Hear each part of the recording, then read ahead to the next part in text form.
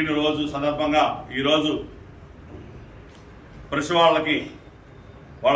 ఒక విధమైనటువంటి ఒక డాక్టర్ గారు ఆదేశాలతో వాళ్ళకి మనం సంపూర్తిగా ఏంటనేది ఒక ఈ నియోజకవర్గంలో కానీ ఏదైనా ఏ పథకాల గురించి కానీ ఏదైనా ఏ గురించి ముందు న్యూస్ వాళ్ళకి ముఖ్యంగా తెలియజేస్తాం కాబట్టి వాళ్ళ అభిప్రాయాలు వాళ్ళ సేకరణలు వాళ్ళు మాకు మా పార్టీకి మా డాక్టర్ గారికి అందరికీ సకోలంగా అనుకూలంగా వాళ్ళు మాకు మిత్రులుగా మాకు అన్ని సందేశాలు ఇచ్చుకుంటా ముందుకు పోతూ అలానే ఈ పుట్టినరోజు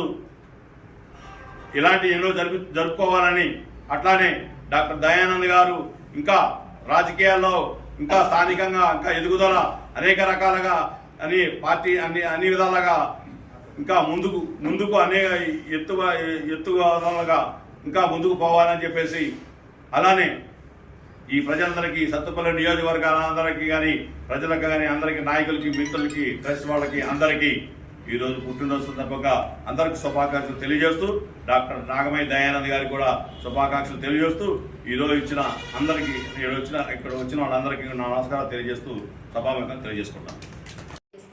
ఈరోజు మన రాష్ట్ర నాయకులైనటువంటి మట్టా దయానంద్ గారి జన్మదినం సందర్భంగా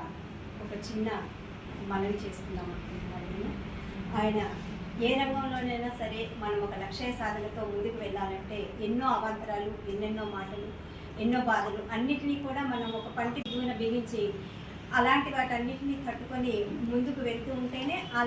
ఆ రంగంలో మనం ఒక పెట్టుకున్న లక్ష్యాన్ని సాధించగలుగుతాము.